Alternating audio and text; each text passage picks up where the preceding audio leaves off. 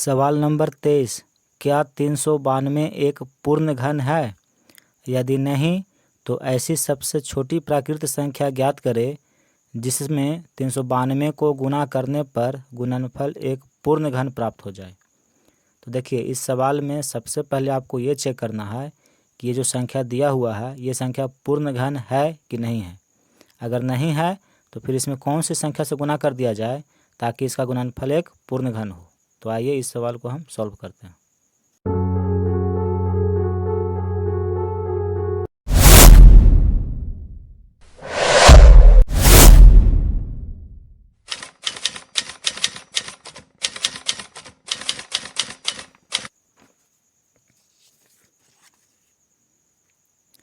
देखिए, सवाल नंबर 23, संख्या दिया हुआ है 392 और कहता है कि क्या ये पूर्ण घन है।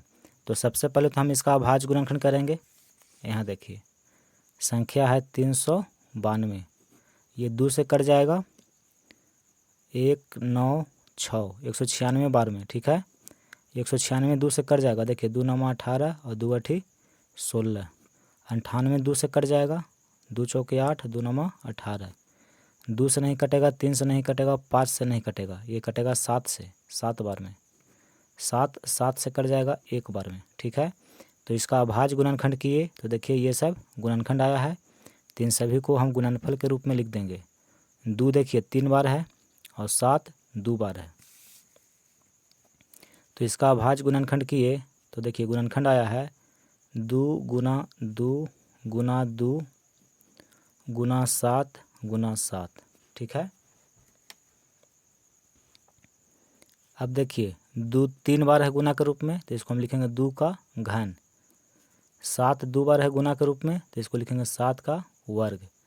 तो देखिए ये पूर्ण घन है कि नहीं। तो यहाँ देख रहे हैं कि जो गुणनखंड है 2 का घन है लेकिन 7 का घन नहीं है।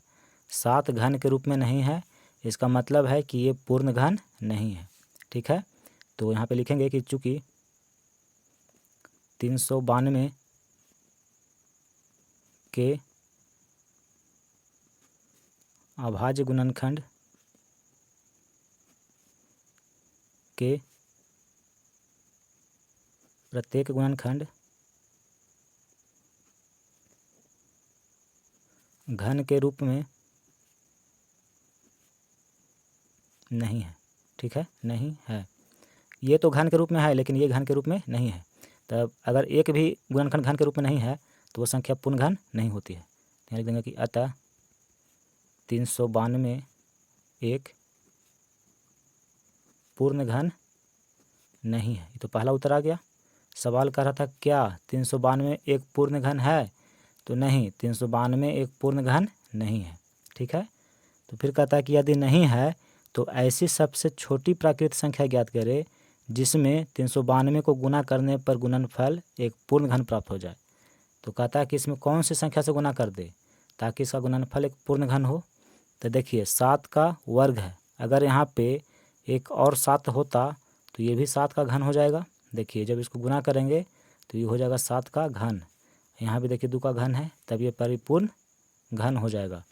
तो इसको कितना से गुना करना होगा, 7 से, ठीक है। तो यहाँ पे आप लिखिएगा कि चूँकि 392 को 7 से गुना करने पर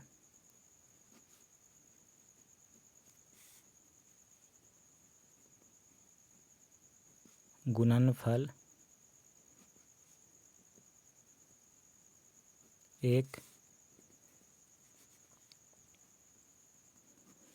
पूर्ण घन प्राप्त होगा, पूर्ण घन प्राप्त होगा। अतः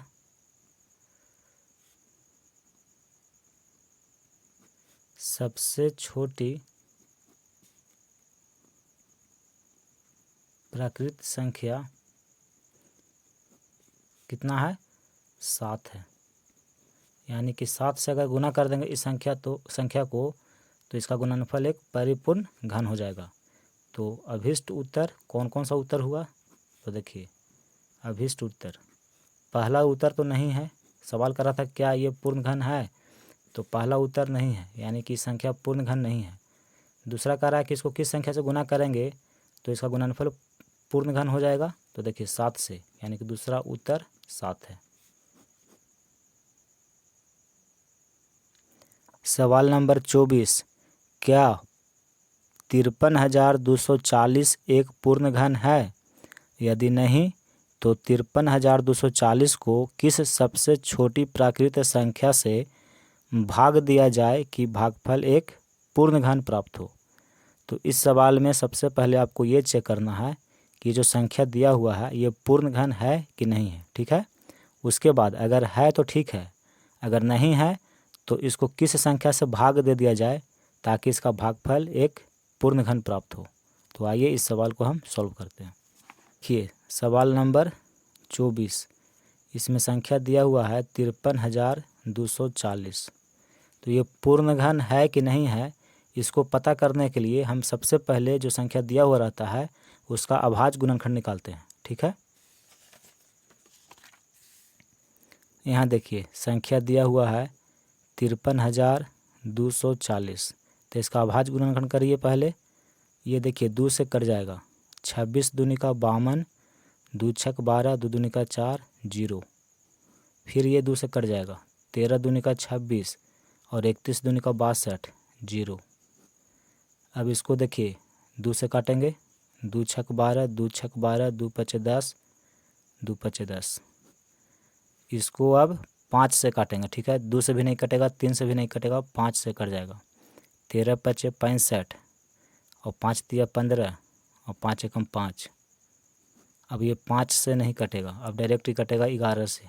11 एकम 11, 11 दूनी का 22, 11 एकम 11, 121। फिर 11 से कटेगा 11 बार में, 11 11 से कट जाएगा एक बार में। यानी कि इस संख्या का जब हम अभाज्य गुणनखंड किए तो देखिए गुणनखंड ये सब आया है। तो इन सभी गुणनखंड को हम गुणनफल के रूप में लिखेंगे।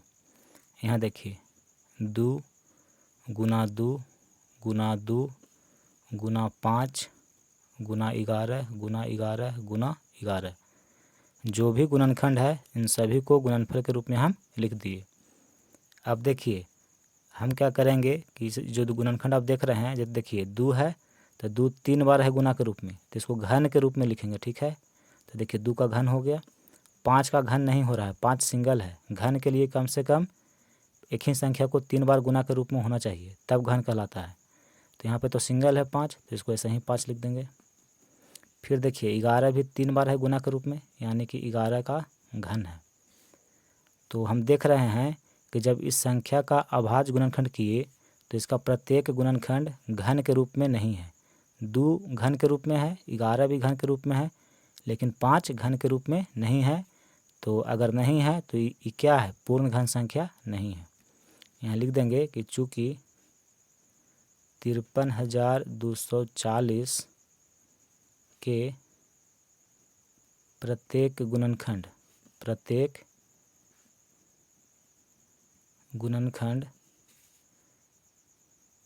घन के रूप में नहीं है, घन के रूप में नहीं है, इसलिए 53,240 एक पूर्ण घन नहीं है, ठीक है। तो आपका देखिए पहला उत्तर आ गया। कह रहा था क्या ये पूर्ण घन है, तो नहीं, ये जो संख्या है ये पूर्ण घन नहीं है, ये पहला उत्तर हो गया। फिर सवाल में कहता है कि अगर ये पूर्ण घन नहीं है तो इसको कौन सी संख्या से भाग दे दिया जाए ताकि इसका भागफल एक पूर्ण घन हो। तो देखिए ये भी घन के रूप में है, ये भी घन के रूप में है, 5 घन के रूप में नहीं है। तो अगर हम इसको भागा दे करके 5 को काट के हटा दे तो देखिए बाकी जो गुणनखंड होंगे ये घन के रूप में होंगे, ठीक है। यानी कि यहाँ देखिए 2 का घन है, 5 का घन नहीं है, 11 का घन है। तो अगर हम इस 5 को 5 से भागा दे करके काट के हटा देंगे तो बाकी क्या बचेगा, देखिए 2 का घन बचेगा गुना 11 का घन बचेगा। तो अब ये घन के रूप में हो जाएगा, यानी कि इस संख्या को 5 से भाग देना होगा, तब ये 5 कट के हट जाएगा, ठीक है। तो यहाँ पे लिखेंगे कि चूँकि 53,240 को 5 से भाग देने पर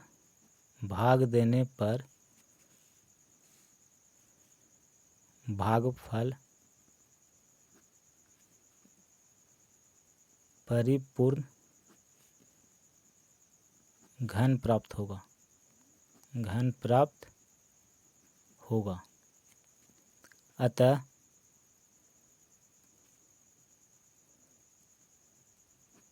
सबसे छोटी संख्या 5 है। ठीक है, ये आपका दूसरा उत्तर हो गया। यानी कि इस संख्या को अगर हम 5 से भागा दे देंगे तो जो भागफल आएगा वो एक पूर्ण घन प्राप्त होगा। ठीक है, तो पहला उत्तर ये हो गया, दूसरा उत्तर ये हो गया। सवाल नंबर 25, क्या 1188 एक पूर्ण घन है? यदि नहीं तो किस सबसे छोटी प्राकृत संख्या से 1188 को भाग दिया जाए कि भागफल एक पूर्ण घन प्राप्त हो जाए?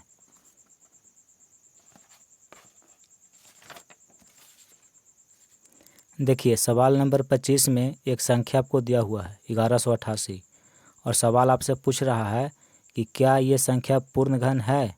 तो आप चेक करके बताइए कि ये पूर्ण घन है कि नहीं। तो सबसे पहले हम क्या करेंगे कि इस संख्या का अभाज्य गुणनखंड करेंगे। यहाँ देखिए, संख्या है 1188, तो ये 2 से कट जाएगा। 2 पचे 10, 2 नमा 18 और 2 चौके 8। फिर ये 2 से कट जाएगा।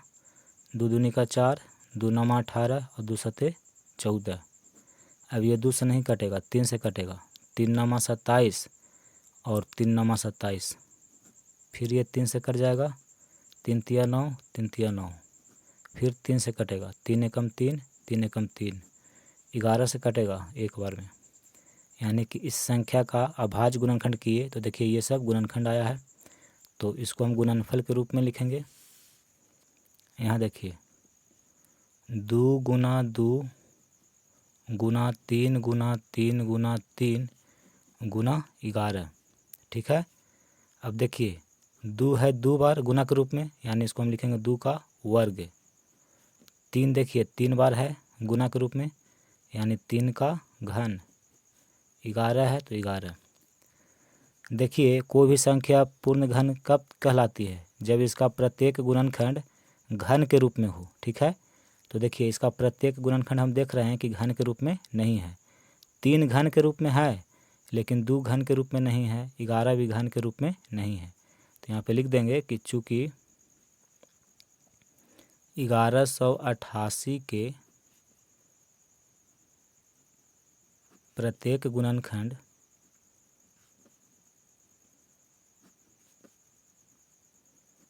घन के रूप में नहीं है, इसलिए 1188 एक पूर्ण घन नहीं है। तो ये आपका पहला उत्तर हो गया। सवाल पूछ रहा था कि क्या ये संख्या पूर्ण घन है, तो हम आपको तो देखिए उत्तर आया है नहीं, यानी कि ये जो संख्या है यह पूर्ण घन नहीं है। तो पहला उत्तर हो गया। इसके बाद कहता है कि अगर ये संख्या पूर्ण घन नहीं है तो इसको कौन सी संख्या से भाग दे दिया जाए ताकि भागफल एक पूर्ण घन प्राप्त हो। तो देखिए 2 का वर्ग है और 11 है। अगर इस संख्या से भाग दे दिया जाए इसको तो भागफल क्या होगा? पूर्ण घन प्राप्त होगा। तो कितना से भाग देना होगा?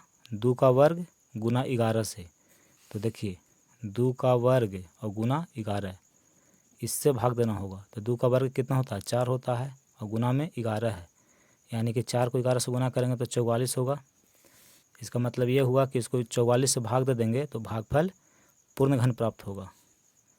तो यहाँ पे लिखेंगे कि चूँकि 1188 को 2 का वर्ग गुना 11 यानी कि 44, इसका मतलब हुआ 44। ठीक है, 44 से भाग देने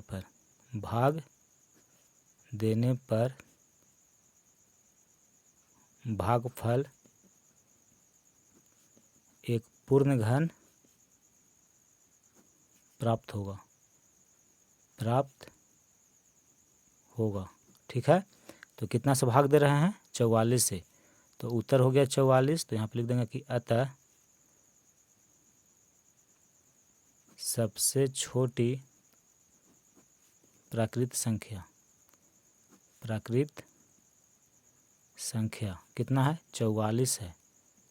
तो पहला उत्तर हो गया नहीं और दूसरा उत्तर हो गया 44। ठीक है।